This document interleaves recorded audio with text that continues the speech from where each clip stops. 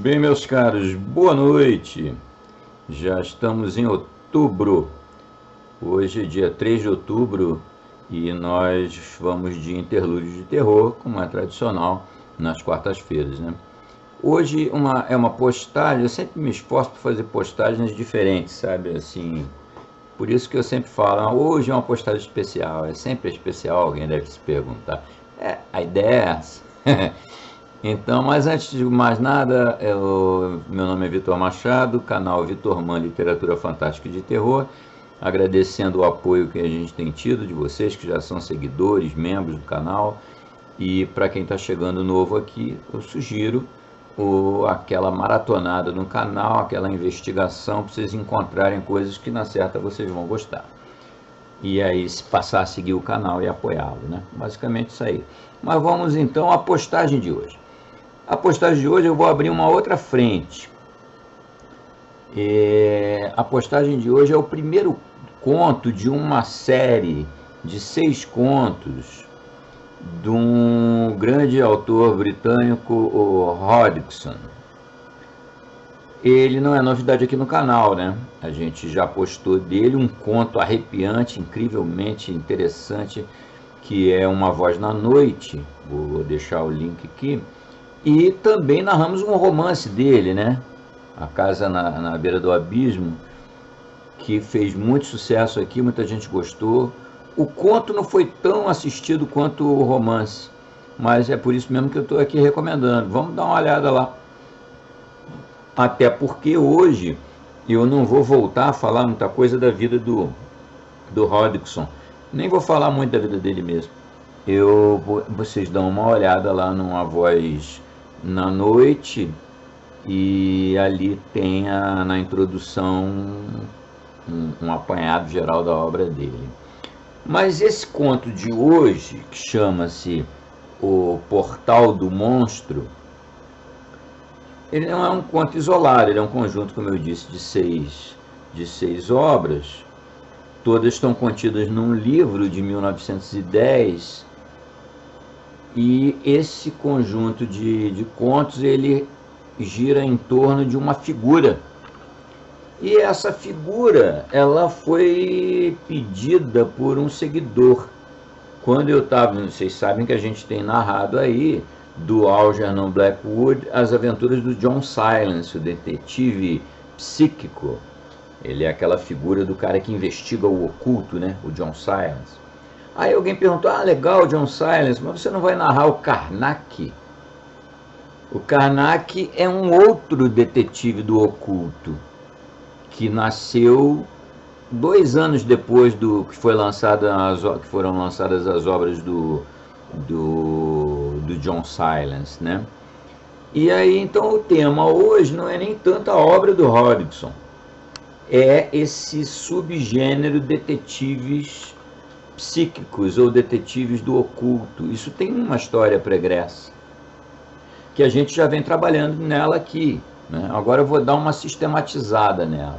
Mais adiante talvez até crie uma playlist só desse tipo de horror, né? Inclusive o Lovecraft comentava sempre, isso é uma boa introdução, eu acho que para o tema detetives do oculto. O Lovecraft falava que o sentimento mais poderoso do ser humano é o medo, né? Então as histórias de horror geralmente têm uma polaridade, é o ser humano fugindo do horror. No caso dos detetives psíquicos, o detetive do oculto, é o contrário, a polaridade está invertida. São figuras que buscam o horror. Interessante isso, né? Elas buscam as situações do sobrenatural, as situações de terror, de horror, do diabólico, do sobrenatural como um todo, né? Então, é a polaridade invertida do que normalmente o ser humano faz. Ele foge do medo, ele foge do terror, foge do horror, finalmente. Bom, então isso é uma primeira coisa. Aí é muito manjado, porque tem vários desses detetives do oculto, vários deles a gente já narrou aqui, né? A nossa série do John Silence não acabou, nós já falta um pouquinho ainda. salvo engano, faltam duas aventuras, e hoje nós vamos começar o Karnak. Karnak tem 6 também. E ele é o último, não é o último desses detetives, mas eu vou chegar lá. É comum se dizer que o mais antigo desses caras seria um personagem do Edgar Allan Poe, o Dupin. Mas é equivocado dizer isso. Ele é mais antigo que os outros, ele é, porque ele é de 1841, se não me engano, quando foi escrito Assassinatos na Rua Morgue. É até uma novela maravilhosa, um conto, novela, que eu vou acabar narrando aqui. Mas, na verdade, o Dupin não é exatamente um detetive do oculto, porque ele não lida. Ele está muito mais para ancestral do Sherlock Holmes do que qualquer outra coisa. Ele tem essa semelhança com o Sherlock Holmes, que a gente também já narrou aqui, contos do Conan Doyle, vou botar a playlist dele aqui, do Sherlock, e não do Sherlock também, mas aventuras do Sherlock Holmes que tem, em princípio, um entorno sobrenatural, como é o caso do Cão dos Baskerville, ou o Vampiro de Sussex, por exemplo, todos a gente já narrou aqui. E o Dupin, do Edgar Allan Poe, é a mesma batida. Ele tem a coisa começa aparecendo sobrenatural e depois a lógica do Dupin, muito parecido com o Sherlock, chega e dá a explicação racional, científica, né? Então o Dupin é muito mencionado como um ancestral desses detetives psíquicos, mas não é bem correto, né? Não tem muita semelhança. Quem é de fato um dos mais antigos é um que a gente já narrou aqui, do Sheridan Le Fanu, que muita gente adorou, que é o Dr. Esselius. O Dr. Esselius, esse sim, é um detetive do oculto. Aí vocês vão dar uma olhada na playlist do Sheridan Le Fanu, tem lá no Carmila, Chá Verde e por aí vai. Tem outros contos dele que tem esse personagem. Esse é o ancestral. Derivado do Esselius vem o Van Helsing, manjado do Drácula, claramente inspirado é fraco, hein? O Drácula inspirado na Carmila e o Van Helsing inspirado no Dr. Esselius é até uma licença poética, há quem diga que é copiado. Que é 25 anos depois do Sheridan Le Fanu que me aparece o Bram Stoker com o Drácula. Aí nessa linha vai. Em 1908, aí aparece o Algernon Blackwood com o John Silence. O que tem de diferente ali? Em relação ao Esselius? Pouco. Ele é o tipo do detetive psíquico ou do oculto que mistura o racional com crenças, com mitologia, com práticas mágicas e tal.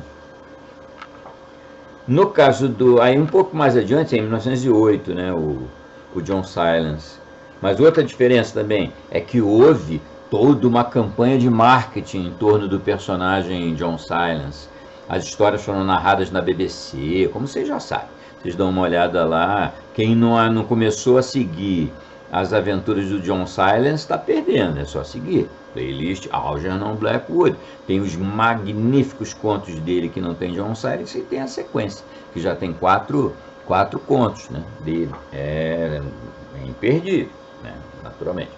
2 anos depois, aí vem o Hodgson com o Karnak.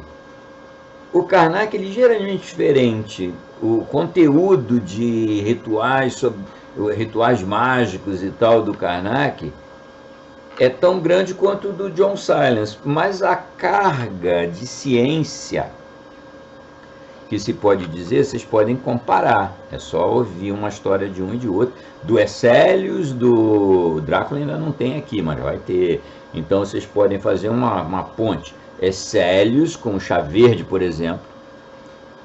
O John Silence, qualquer um dos contos dele. Meu favorito é Feitiçarias Antigas, como todo mundo já sabe. E agora o Karnak. Aí vocês vão ver o teor de misticismo, ciência de cada um. É uma leitura legal, aprofundada, para quem gosta de literatura e para quem gosta mais ainda de literatura fantástica e de terror. Basicamente é isso que eu tinha para apresentar para vocês hoje. Hodgson apresentando Karnak, um detetive do oculto também, semelhante ao John Silence. E nós vamos seguir, vamos narrar todos os contos do Karnak. Na certa vocês vão gostar desse e vão pedir os próximos, né? É isso aí. Abração a todo mundo, saudações, bem-vindos a outubro. E vamos seguir. Final de semana, mais Projeto Lovecraft 2.0. Mais um produto de colaboração. Semana passada foi do Círculo, né? Fez bastante sucesso. Tivemos uma aventura, a primeira das aventuras aqui no canal, não é a primeira cronologicamente, do Conan, o Bárbaro, né? Muita gente gostou. E sábado que vem vamos para, agora não obra de membro do Círculo, mas sim colaboração. Lovecraft com não vou dizer, isso aí a gente fala lá na introdução da postagem do sábado. Abraço a todo mundo, saudações, curtam aí mais um desses detetives do oculto, desta vez Karnak de Hodgson, 1910. Abraço a todo mundo, saudações, fiquem bem. As Aventuras de Karnak, Detetive do Oculto. Uma série de 6 contos publicados originalmente na revista The Idler entre 1910 e 1912 e depois coletadas no livro Karnak the Ghost Finder, ou Karnak, o Encontrador de Fantasmas, em 1913. Hoje apresento a vocês O Portal do Monstro. Em resposta ao habitual convite de Karnak para jantar e ouvir uma história, cheguei prontamente ao número 427 da Chain Walk e me deparei com 3 outros que já haviam chegado e sempre eram convidados para estes felizes encontros. 5 minutos depois, Karnak, Arcart, Jessop, Taylor e eu estávamos todos envolvidos com a atividade prazerosa da janta. Você não ficou fora por muito tempo desta vez, falei quando terminei minha sopa. Esqueci momentaneamente da aversão de Karnak quanto a ser minimamente questionado a respeito de suas histórias até estar pronto para contá-las. Então, ele não pouparia palavras. Isto é tudo, respondeu de modo breve. Mudei o assunto. Mencionei que havia comprado uma arma nova e para esta novidade ele assentiu, sereno, e deu um sorriso que mostrava genuíno apreço por minha mudança do rumo da conversa. Mais tarde, quando o jantar havia terminado, Karnak se acomodou confortavelmente em sua grande cadeira, acompanhado de seu cachimbo, e começou sua história, sem mais rodeios. Como Dodgson estava dizendo agora há pouco, estive fora por um curto período, e por uma boa razão também. Não viajei para muito longe. Temo que não possa contar a localização exata, mas é a menos de 30 quilômetros daqui. Embora, salvo a mudança de um nome, isso não vai estragar a história. E é uma bela história. É uma das coisas mais extraordinárias com as quais já me deparei. Recebi uma carta há 2 semanas de um homem que chamarei de Anderson, solicitando que nos encontrássemos. Arranjei tempo e, quando ele veio, descobri que desejava que eu investigasse e visse se poderia encerrar um caso antigo e autêntico. Autêntico demais, do que chamou de assombração. Ele me deu todos os pormenores e, por fim, como o caso parecia singular, decidi aceitá-lo. 2 dias depois, dirigi até a casa no final da tarde. Vi que era um lugar muito velho, bastante solitário por si só. Descobri que Anderson havia deixado uma carta com o mordomo, pedindo desculpas por sua ausência e deixando a casa à minha disposição para as investigações. Ficou claro que o mordomo sabia do motivo de minha visita e questionei-o bem minuciosamente durante o jantar, o qual foi bem solitário. Ele é um velho e distinto empregado e conhecia os detalhes da história do Quarto Cinzento.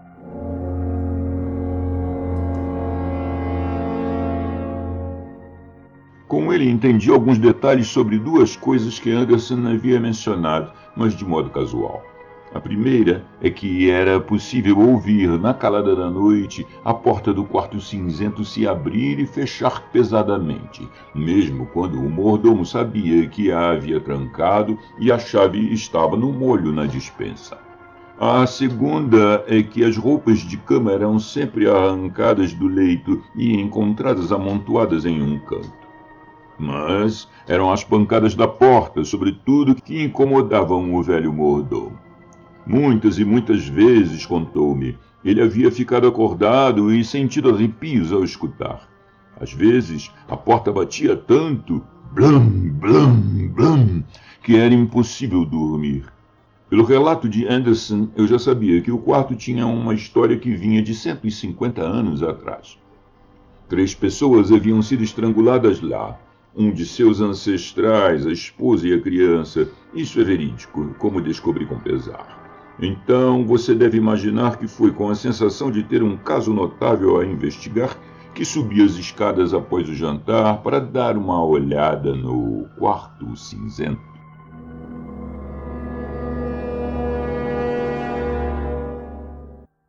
Peter, o velho mordomo, estava desconcertado com minha missão e garantiu solenemente que em todos os seus 20 anos de serviço ninguém havia entrado naquele quarto após o cair da noite. Implorou-me de modo bastante paternal para que eu esperasse até o amanhecer, quando não haveria mais perigo, e ele poderia me acompanhar. Naturalmente dei um sorrisinho e disse que não se preocupasse. Expliquei que eu ia apenas olhar e talvez lacrar algumas coisas. Ele não precisava temer, eu estava acostumado com aquele tipo de coisa. Mas ele balançou a cabeça quando falei aquilo.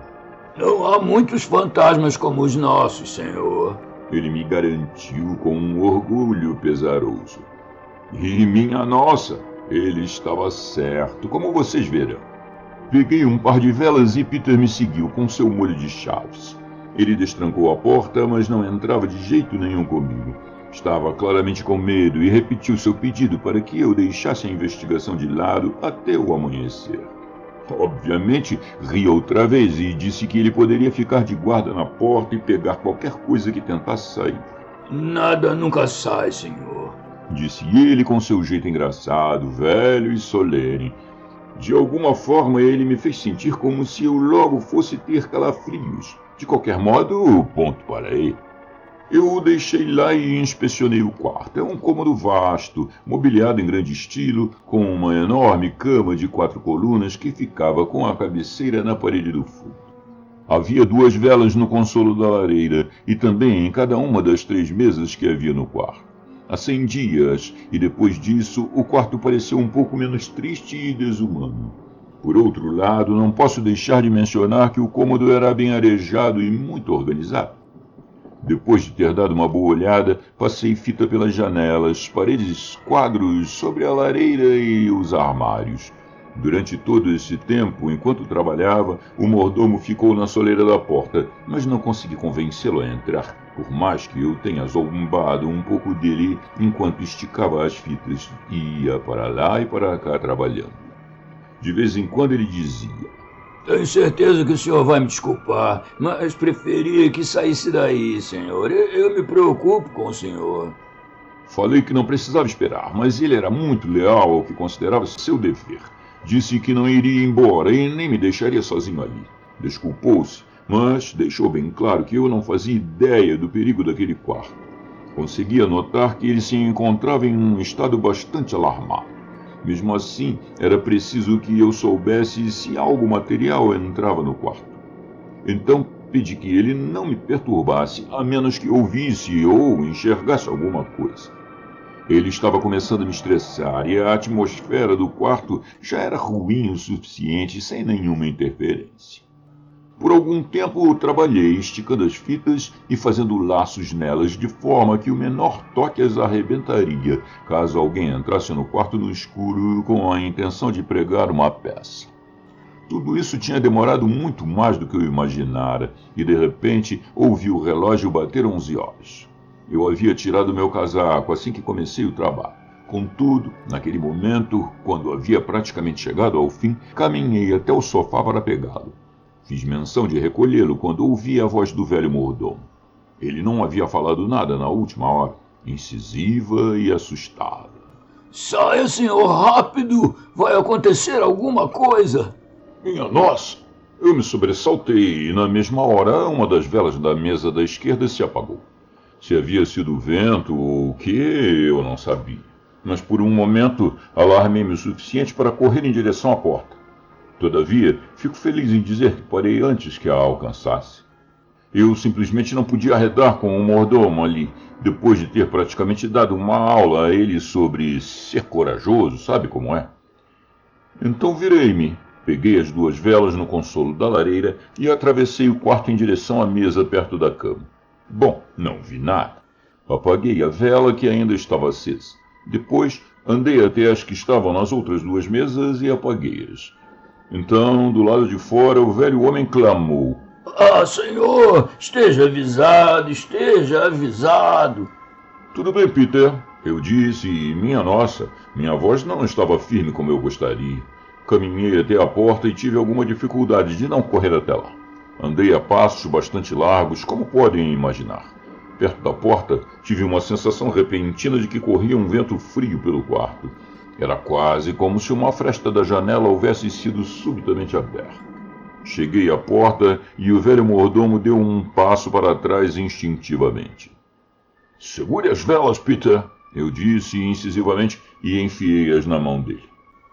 Virei-me, peguei na maçaneta e fechei a porta com um estrondo. De alguma forma, sabe como é, pensei ter sentido algo puxá-la de volta. Mas devo ter apenas imaginado. Girei a chave na fechadura e uma vez mais tranquei-a por completo. Assim, fiquei mais tranquilo. Arregacei as mangas e selei a porta. Além disso, coloquei meu cartão sobre a fechadura e o fixei ali. Depois coloquei a chave no bolso e fui para o andar de baixo com Peter, que estava nervoso e calado enquanto indicava o caminho. Pobre homem! Não havia reparado até aquele momento que ele estava sob considerável estresse durante as últimas 2 ou 3 horas. Por volta da meia-noite fui para a cama. Meu quarto ficava no fim do corredor do quarto cinzento. Contei quantas portas nos separavam e descobri que eram 5. E estou certo de que vocês conseguem compreender que não fiquei triste por isso. Então, quando estava começando a me despir, ocorreu-me uma ideia. Peguei minha vela e cera e selei as portas de todos os 5 quartos. Se alguma porta batesse durante a noite, eu saberia exatamente qual foi. Retornei ao meu quarto, tranquei a porta e parti para a cama. Fui acordado bruscamente de um sono profundo por um alto estrondo em algum lugar do corredor. Sentei-me no colchão e prestei atenção, mas nada ouvi. Então acendi minha vela. Enquanto a acendia, houve uma pancada de uma porta sendo fechada violentamente no corredor. Pulei da cama e peguei meu revólver. Destranquei a porta e saí para o corredor, erguendo minha vela e com a pistola em riste. Foi quando algo estranho aconteceu. Não pude dar mais um passo em direção ao quarto cinzento. Vocês sabem que não sou um sujeito covarde. Já enfrentei inúmeros casos ligados ao sobrenatural para ser chamado disso. Mas tenho que admitir que me acovardei. Simples assim, como qualquer criancinha devota. Havia algo realmente diabólico no ar naquela noite.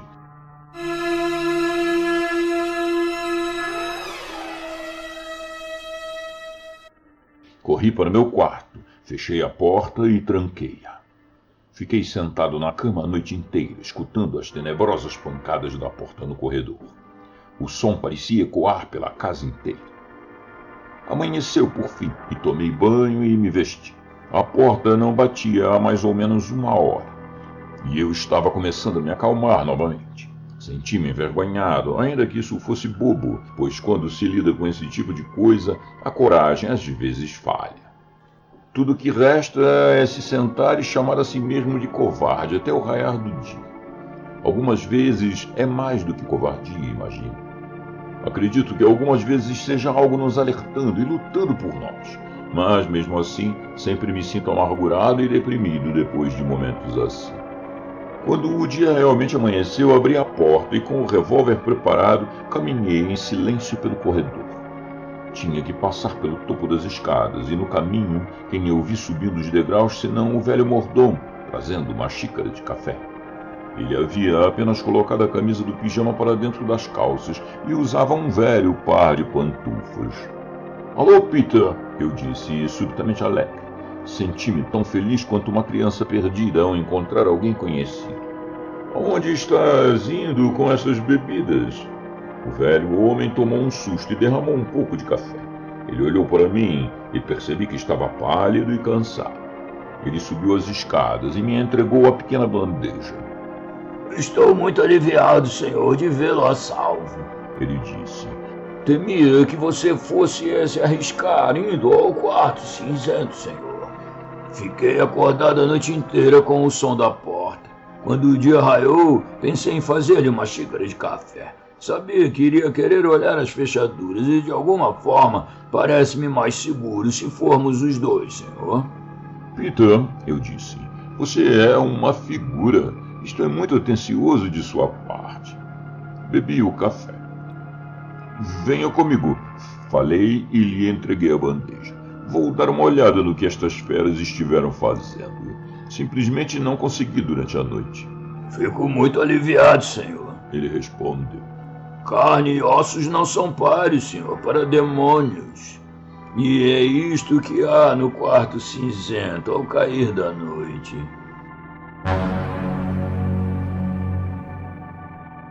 Examinei todas as portas e estavam seladas, mas, quando cheguei ao quarto cinzento, o lacre estava quebrado e ainda que o cartão sobre a fechadura estivesse intocado. Arranquei-o, destranquei a porta e entrei cautelosamente, como podem imaginar. Mas não havia nada de assustador no quarto e estava bem iluminado. Examinei todos os lacres, mas nenhum deles havia sido tocado. O velho mordomo havia entrado comigo e subitamente disse: As roupas de cama, senhor. Corri até a cama para examinar.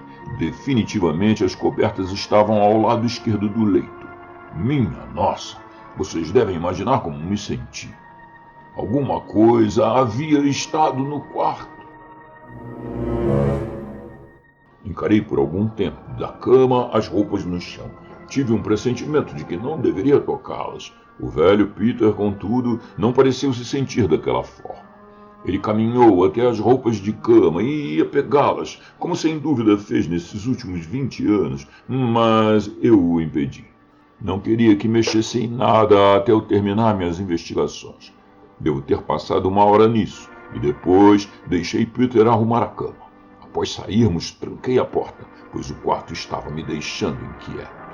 Fiz uma curta caminhada e tomei café da manhã. Depois disso, senti-me mais confiante. Então, retornei ao quarto cinzento. Com a ajuda de Peter e uma das empregadas, tudo foi tirado do quarto, até as pinturas, exceto pela cama. Examinei as paredes, o chão e o telhado, com um estetoscópio, um martelo e uma lupa, mas não encontrei nada suspeito. E posso garantir-lhes, comecei a perceber que alguma coisa impressionante havia estado solta pelo quarto na noite passada.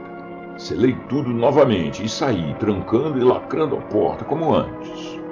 Depois do jantar, Peter e eu desfizemos uma parte da minha mala e coloquei minha câmera do lado oposto da porta do quarto cinzento, com um fio que ia do disparador do flash até a porta. Então vejam bem, se a porta realmente se abrisse, o flash seria acionado e haveria, possivelmente, uma foto muito estranha para observar pela manhã. A última coisa que fiz antes de sair foi destapar as lentes da câmera. Depois fui para meu quarto e direto para a cama, pois eu pretendia estar acordado à meia-noite. Para garantir, pus o despertador para me acordar e deixei a vela acesa.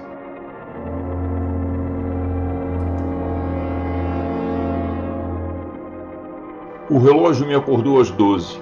Me levantei e vesti meu roupão e pantufas. Enfiei o revólver no meu bolso direito e abri a porta. Então, acendi a lamparina e retirei a proteção para ter mais visibilidade. Carreguei-a pelo corredor e, após mais ou menos uns 9 metros, coloquei-a no chão com a luz virada para longe de mim, para que me mostrasse qualquer coisa que pudesse se aproximar pela passagem sombria. Então retornei e me sentei na entrada do meu quarto com o revólver na mão, olhando em direção ao lugar onde sabia que a câmera estava, do lado de fora do quarto cinzento. Penso que devo ter observado por volta de 1h30 quando de repente ouvi um som fraco na ponta do corredor. Fiquei imediatamente consciente de uma estranha sensação de formigamento na nuca e minhas mãos começaram a suar um pouco. No instante seguinte, o fim da passagem sumiu de vista pelo abrupto clarão do flash. Sucedeu a escuridão e caminhei nervosamente pelo corredor, ouvindo, apreensivo e tentando descobrir o que estava além do fraco brilho da lamparina. Agora ela parecia ridiculamente fraca em contraste com o espantoso brilho do flash. Então, quando me inclinei para a frente, observando e escutando, houve uma pancada forte na porta do quarto cinzento. O som pareceu preencher totalmente o largo corredor e ecoar, oco pela casa. Garanto-lhes, senti-me terrível, como se meus ossos fossem água, simplesmente bestial. Minha nossa, tudo o que consegui fazer foi olhar e prestar atenção. Então começou de novo, blam, blam, blam, e o silêncio, que era quase pior que o som da porta, pois eu começava a imaginar que alguma coisa terrível espreitava pelo corredor. Em seguida, minha lâmpada apagou do nada e eu não conseguia ver nem 1 metro à minha frente. Percebi de supetão que eu estava fazendo algo muito tolo ficando ali sentado e me sobressaltei. Foi quando pensei ter ouvido um som no corredor e bem próximo de mim.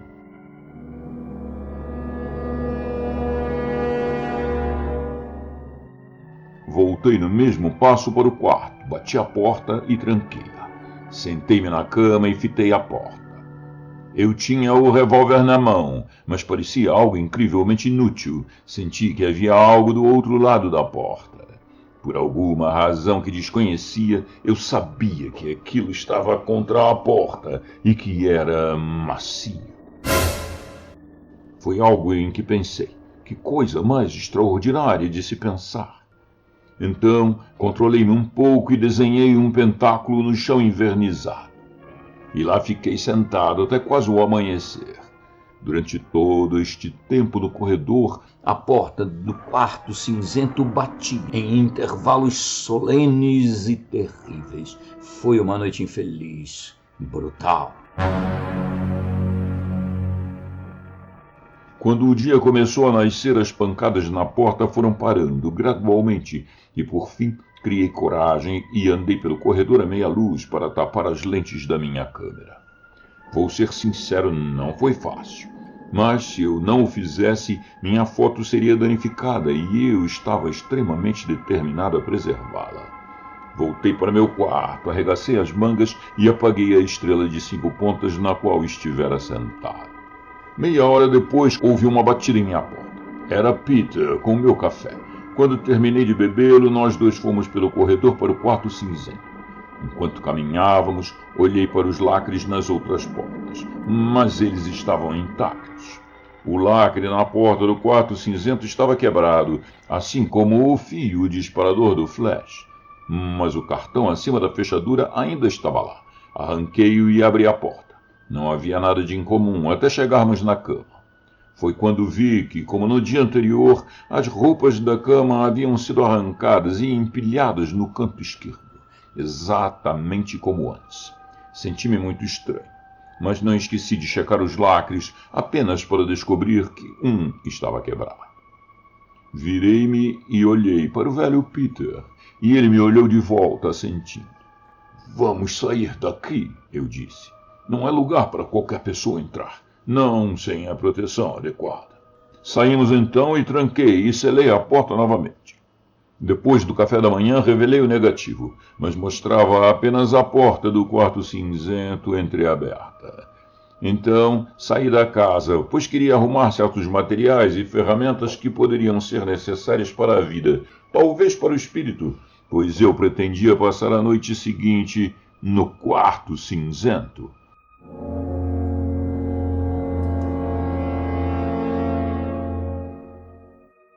Voltei de táxi por volta das 5h30 com o meu aparato, e Peter e eu o levamos para o quarto cinzento, onde empilhei tudo cuidadosamente no centro do cômodo. Quando tudo já estava no quarto, incluindo um gato que eu havia trazido, tranquei e selei a porta. Fui para meu quarto e disse a Peter que não desceria para jantar. "Sim, senhor", ele disse e desceu as escadas, pensando que eu iria me recolher, que era o que eu queria que ele acreditasse, pois sabia que ele se preocuparia comigo e com ele mesmo, se soubesse de minhas intenções. Mas apenas peguei minha câmera e o flash e me apressei para voltar ao quarto cinzento. Tranquei-me dentro, selei a porta e comecei a trabalhar, pois havia muito o que fazer antes do anoitecer. Primeiro tirei todas as fitas do chão, então levei o gato, ainda preso em uma cesta, para a parede mais afastada e lá o deixei. Retornei ao centro do quarto e medi um espaço de quase 7 metros que varri com uma vassoura de isopo. Depois desenhei um círculo de giz, tomando cuidado para nunca pisar nos limites. Além dele, esbocei com alho um largo cinturão ao redor do círculo e, quando acabei, peguei de meu estoque no centro do quarto um pequeno recipiente com uma água específica. Abri o invólucro e retirei a rolha. Depois, mergulhei o dedo mindinho num pequeno frasco e andei ao redor do círculo novamente, desenhando, rente ao círculo de giz, o segundo símbolo do ritual de Sama e unindo cada símbolo cuidadosamente em uma meia-lua. Posso garantir que me senti mais leve quando terminei, com o círculo de água completo. Então desembalei mais algumas das coisas que eu havia trazido e coloquei uma vela acesa no vértice de cada crescente.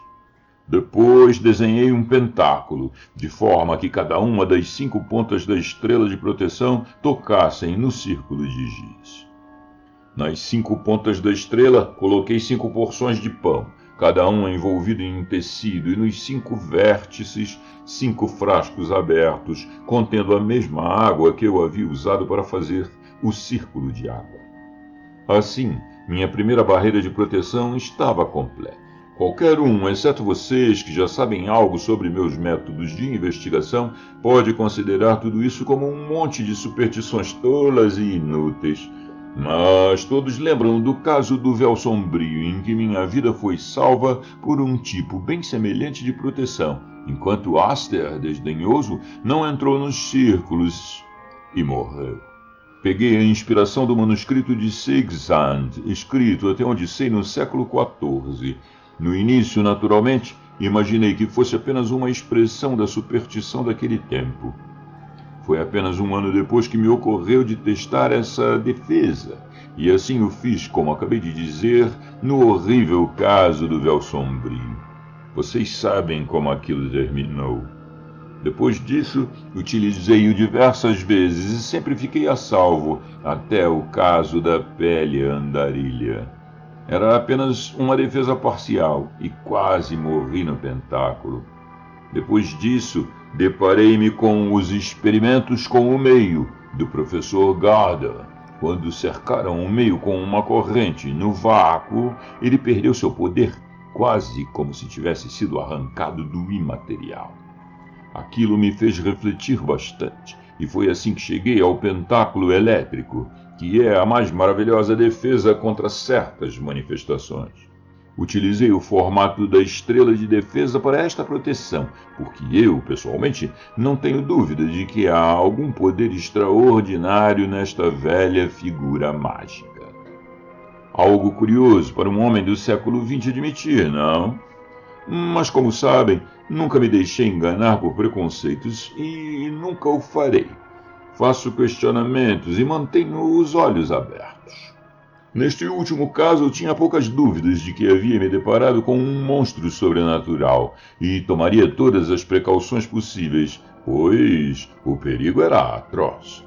Naquele momento, voltei-me para o pentáculo elétrico e ajustei cada aresta e cada vértice para que coincidissem exatamente com os do pentagrama desenhado no chão. Em seguida, conectei a bateria e, no momento seguinte, o pálido brilho azul dos tubos a vácuo entrecruzados reluzira.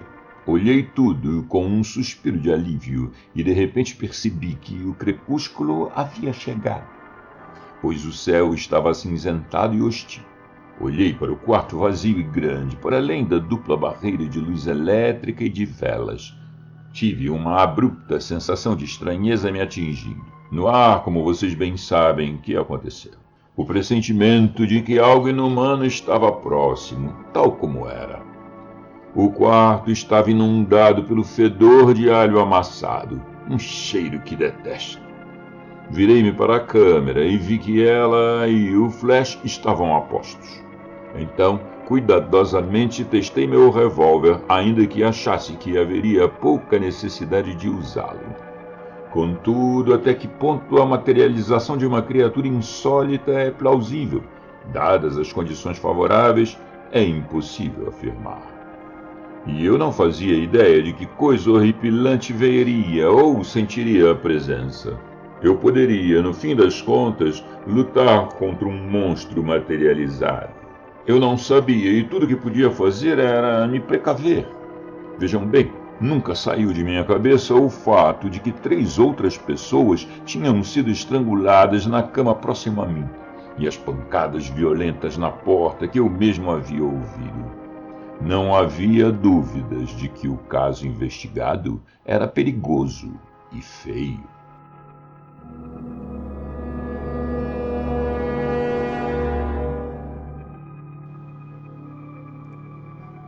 Neste ponto, a noite havia chegado, ainda que o quarto estivesse bem iluminado com as velas.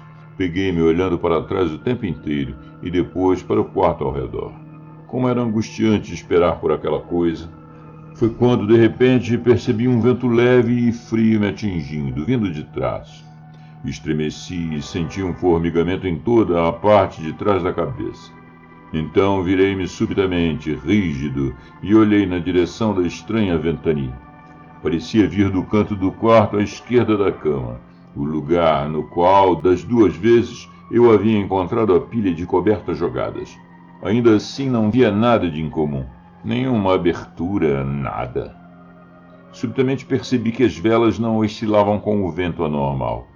Acredito que apenas fiquei agachado ali, com pavor, imóvel por alguns minutos.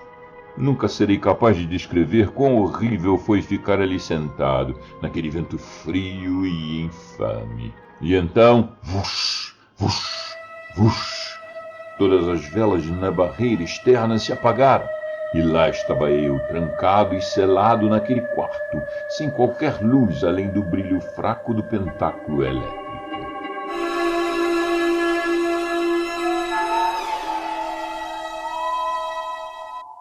Um tempo de abominável tensão se passou, e aquele vento ainda soprava em mim. Então, de repente, senti que havia algo se mexendo no canto do lado esquerdo da cama. Tomei consciência disso mais por um sentido interno e inexplorado do que pela visão ou audição, pois o brilho suave e de curto alcance do pentáculo fornecia pouca luz para enxergar. Contudo, enquanto eu olhava, algo começou a crescer lentamente em meu campo de visão. Uma sombra que se movimentava, um pouco mais escura do que a penumbra que a cercava. Perdi a coisa de vista por entre as trevas, e por um momento ou 2, olhei de um lado para o outro com um sentimento novo, revigorado do perigo iminente. Então minha atenção se voltou para a cama.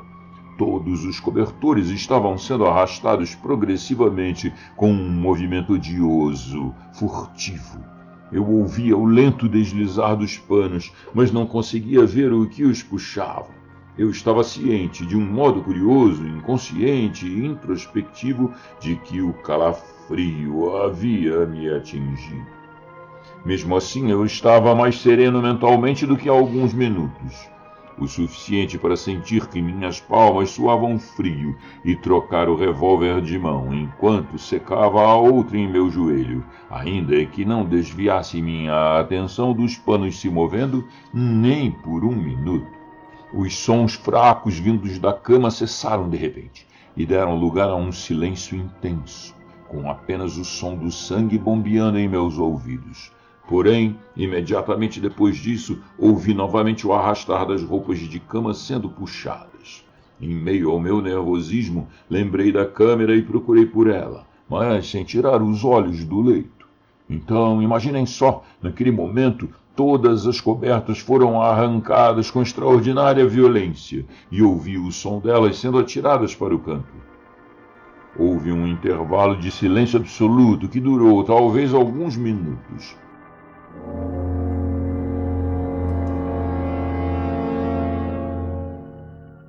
Vocês devem imaginar como fiquei assustado.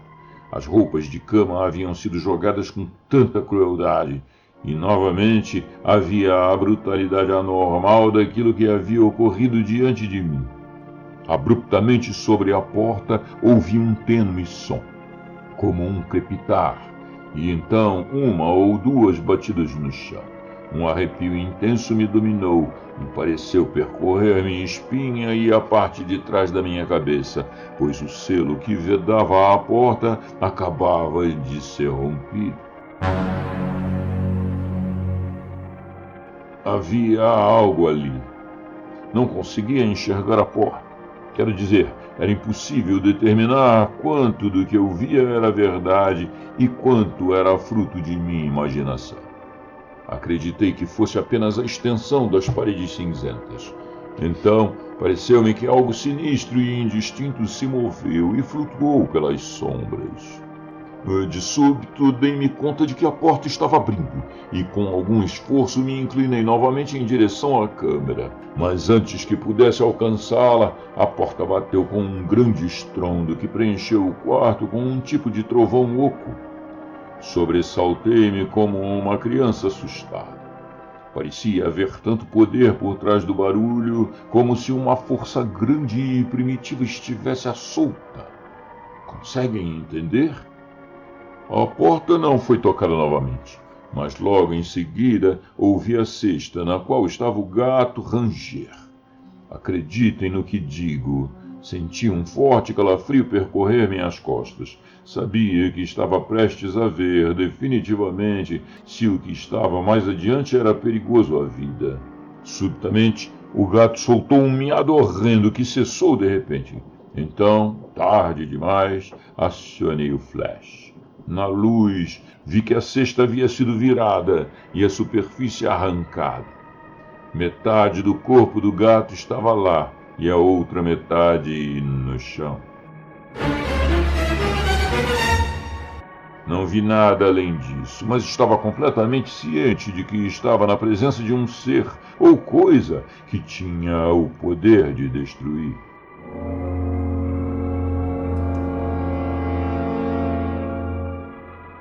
Pelos próximos 2 ou 3 minutos, houve um silêncio estranho e notável no quarto. E os senhores, por favor, não esqueçam de que eu estava parcialmente cego naquele momento por causa do flash. O lugar todo parecia completamente escuro para além do brilho do pentáculo. Digo-lhes que foi terrível. Só me ajoelhei na estrela e dei voltas, tentando ver se alguma coisa vinha em minha direção. Meu poder de visão voltou gradualmente e consegui me conter. De súbito, enxerguei aquilo que estava procurando, próximo ao círculo de água. Era grande e indistinto e caminhava curiosamente, como se fosse a sombra de uma imensa aranha suspensa no ar, logo além da barreira. Disparou rapidamente ao redor do círculo e parecia se precipitar em minha direção apenas para se recolher em movimentos extraordinariamente bruscos, como uma pessoa ao tocar em uma grelha quente. Aquilo andava em círculos e eu me virava para acompanhar. Então, bem em frente a um dos vértices do pentáculo, pareceu estacar, como se fizesse um tremendo esforço. Parou quase além do brilho das luzes e veio bem em minha direção, parecendo tomar forma e força enquanto andava. Parecia haver uma determinação imensa, maligna, por trás do movimento que viria a seguir. Eu estava de joelhos e me afastei, caindo sobre minha mão e quadril em uma tentativa descontrolada de me afastar da coisa que se locomovia. Com a mão direita tentava desesperadamente alcançar meu revólver, que havia deixado cair. A criatura feroz veio, com um único movimento, diretamente para o alho e o círculo de água, quase no vértice do pentáculo. Devo ter gritado. Então, tão subitamente quanto veio, pareceu ser repelida por uma força invisível e poderosa. Devo ter demorado algum tempo até perceber que estava seguro. Então, recompus-me no centro dos pentáculos, sentindo-me terrivelmente angustiado e abalado, e olhei a barreira ao meu redor. Mas a coisa havia sumido.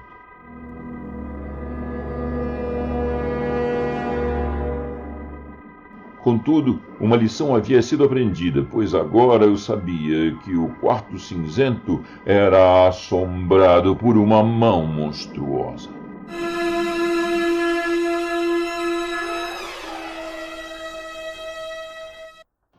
De repente, agachado ali, vi o que quase havia dado ao monstro uma passagem pela barreira. Em minha movimentação dentro do pentáculo, eu devia ter esbarrado em um dos frascos de água. Onde a coisa havia atacado, a proteção de um dos vértices fora movida para o lado, deixando uma das 5 entradas desprotegidas. Coloquei-o no lugar rapidamente e quase me senti seguro de novo, pois eu havia encontrado a causa e a defesa ainda estava forte. Comecei a ter esperança de ver a luz do dia. Quando vi aquela coisa tão perto de triunfar, tive uma impressão terrível, débil, esmagadora, de que as barreiras não poderiam me manter seguro durante a noite contra tal força. Conseguem entender? Por um longo tempo não vi a mão, mas hoje penso que vi, 1 ou 2 vezes, um estranho vulto por entre as sombras próximas à porta. Um tempo depois, como se estivesse em um súbito acesso de raiva perversa, o corpo do gato foi recolhido e espancado com golpes repulsivos e nauseantes contra o chão duro. Aquilo fez com que eu me sentisse deveras esquisito. 1 minuto depois, a porta foi aberta e fechada 2 vezes com uma força enorme. No instante seguinte, a coisa saiu das sombras e fez um rápido e feroz movimento em minha direção. Instintivamente sobressaltei-me e tirei a mão do pentáculo elétrico, onde, em um cruel momento de descuido, eu a havia colocado.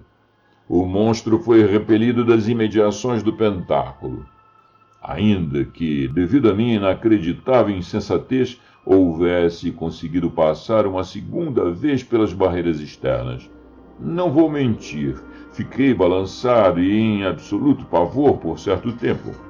Movi-me para o centro dos pentáculos novamente e me ajoelhei ali, tentando ficar o menor e mais reduzido possível. Enquanto me ajoelhava, ocorreu-me uma dúvida nebulosa sobre os 2 acidentes que quase permitiram que a besta me alcançasse. Estaria eu sendo impelido inconscientemente a ações voluntárias que me colocavam em perigo? O pensamento me dominou e passei a observar cada movimento meu. Abruptamente estiquei uma perna cansada e derrubei um dos recipientes com água. Derramou um pouco, mas, como minha desconfiança havia me deixado alerta, apanhei-o e o coloquei no vértice, enquanto ainda restava alguma água. Enquanto o fazia, a mão colossal, sombria e semi-materializada, avançou nas trevas e pareceu quase pular em meu rosto. Foi por pouco. Mas, pela 3ª vez, a coisa foi afastada por uma força gigantesca, soberana. Todavia, para além do medo atordoante que havia vivenciado, senti, por um momento, um mal-estar espiritual, como se uma dádiva delicada, bela e íntima houvesse sido maculada, o que ocorre apenas quando nos aproximamos demais do sobre-humano. É mais pavoroso de um modo estranho do que qualquer dor física que se pode sentir.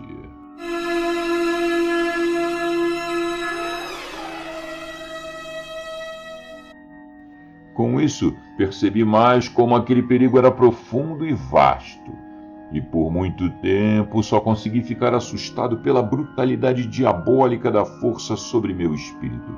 Não consigo colocar de outro modo.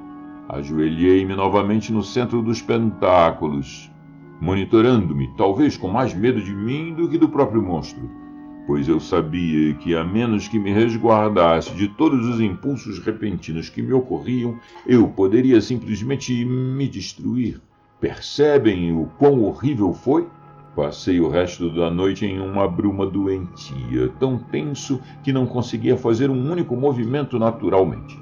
Morri de medo de que qualquer uma de minhas vontades fosse incitada pela influência que eu sabia que me controlava. E, fora da barreira, aquela coisa sinistra circulava, agarrando e apertando em minha direção. O cadáver do gato foi lesionado mais 2 vezes. Na segunda, ouvi cada osso estilhaçar e quebrar. Durante todo este tempo, o vento terrível soprava sobre mim, vindo do canto do quarto à esquerda da cama. Então, logo que o primeiro sinal da aurora apareceu no céu, aquela ventania anormal cessou de uma vez, e não vi nenhum sinal da mão. A alvorada veio lentamente, e naquele momento uma luz suave preencheu o quarto e me fez o brilho pálido do pentáculo elétrico parecer celeste.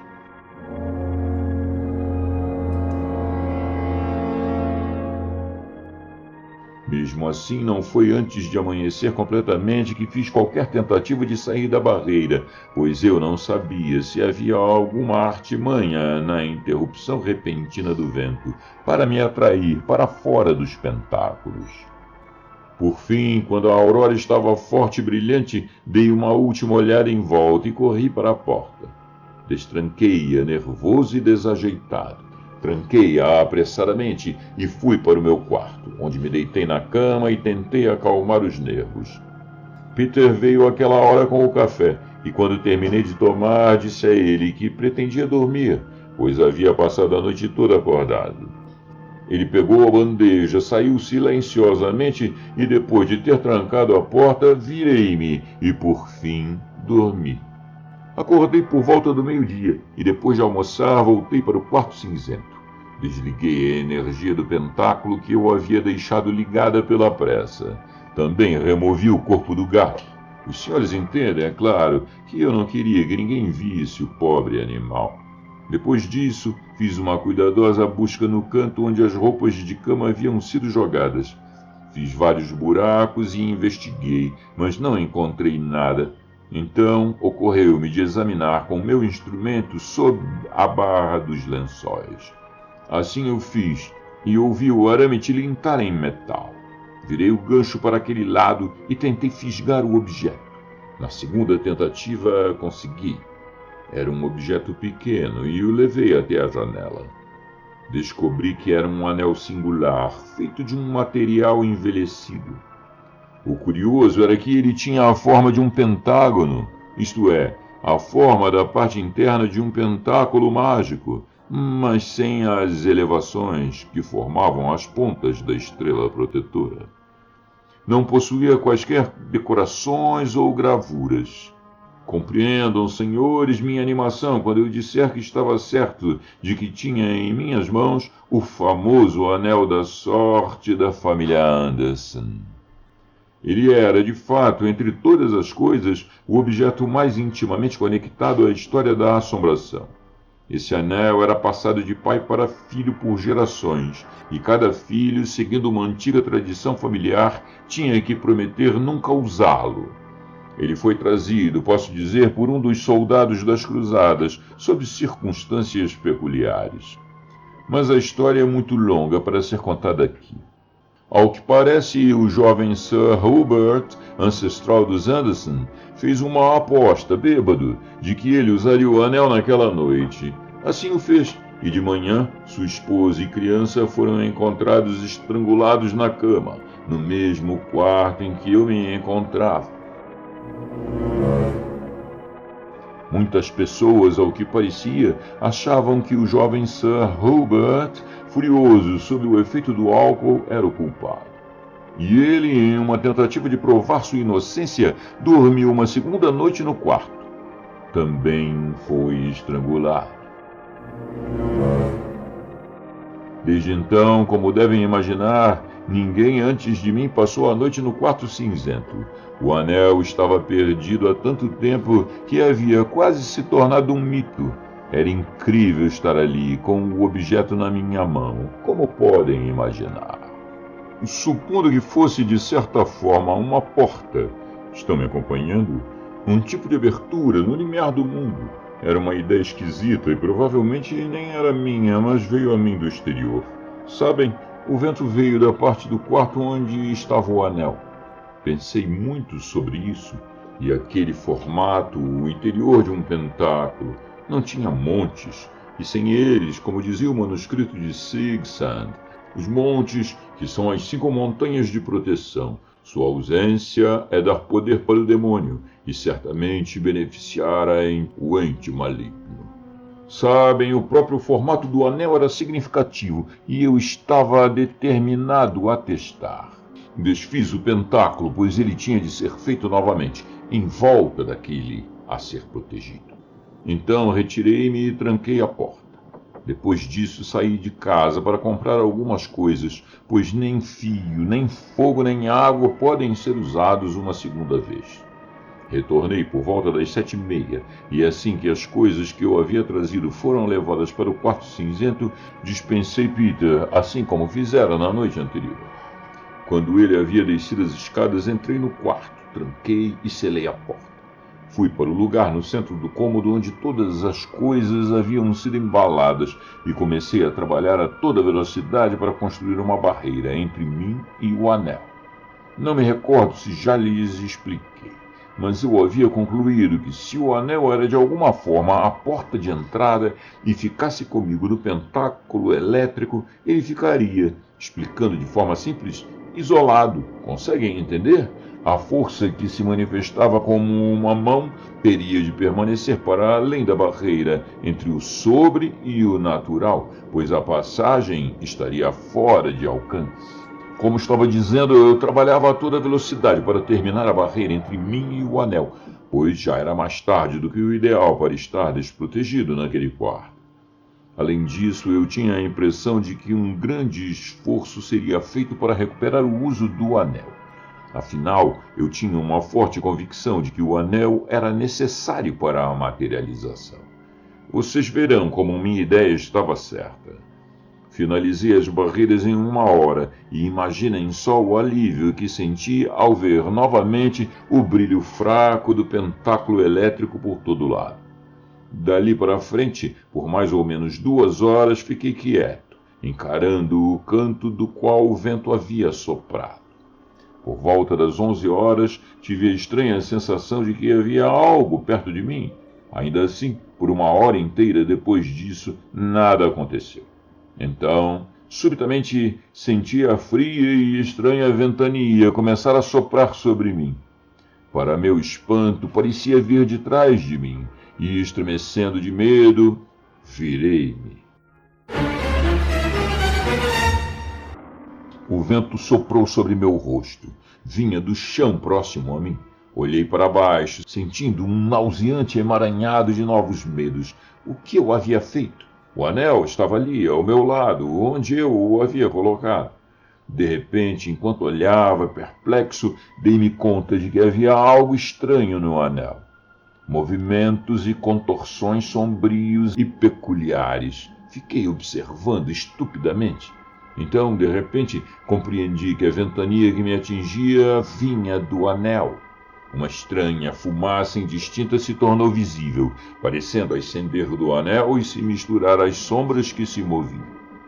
Subitamente, percebi que eu estava em perigo mortal, pois as sombras agitadas no anel estavam tomando forma, e a mão nefasta estava se formando dentro do pentáculo. Meu Deus! Os senhores compreenderam? Eu havia trazido a passagem para dentro dos pentáculos, e a besta estava vindo, escorrendo para o mundo material, assim como o gás escorre pelo encanamento. Creio que me ajoelhei por um momento em um horror atordoante. Então, em um movimento louco e desconfortável, avancei para o anel, com a intenção de jogá-lo para fora do pentáculo. Contudo, ele escapou, como se alguma coisa invisível, viva, o empurrasse para lá e para cá. Por fim, eu o alcancei. Todavia, no mesmo instante, ele me foi arrancado por uma força surpreendente e brutal. Uma grande sombra escura o cobriu, ergueu-o no ar e veio até mim. Vi que era a mão, colossal e quase perfeitamente constituída. Gritei descontrolado, pulei sobre o pentáculo e o anel de velas acesas e corri desesperadamente para a porta. Atrapalhei-me de modo idiota e ineficaz com a chave, e a todo momento eu olhava com um medo que era quase insano para as barreiras. A mão mergulhava em minha direção. Todavia, do mesmo modo que havia sido capaz de entrar no pentáculo quando o anel estava fora, agora que ele estava dentro, não conseguia sair. O monstro estava acorrentado e, como todas as bestas devem estar, preso pelos grilhões. Mesmo naquele momento tive essa impressão, mas eu estava absolutamente apavorado, incapaz de pensar.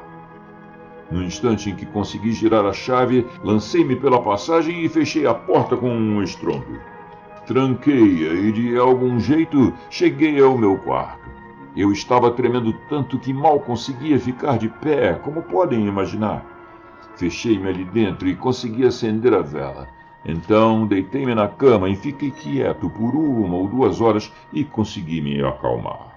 Mais tarde consegui dormir um pouco, mas acordei quando Peter trouxe meu café. Quando bebi, senti-me bem melhor e levei o velho homem comigo enquanto eu inspecionava o quarto cinzento. Abri a porta e dei uma olhada lá dentro.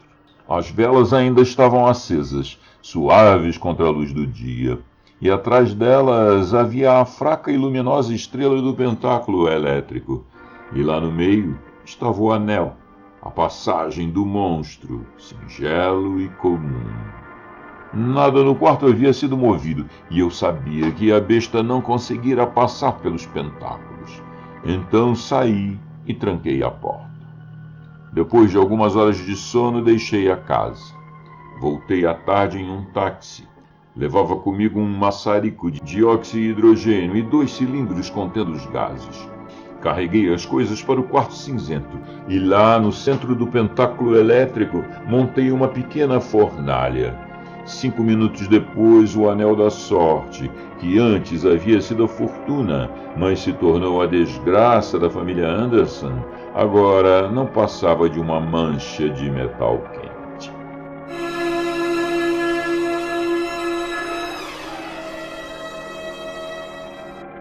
Karnak colocou a mão no bolso e de lá tirou algo embrulhado em um lenço de papel.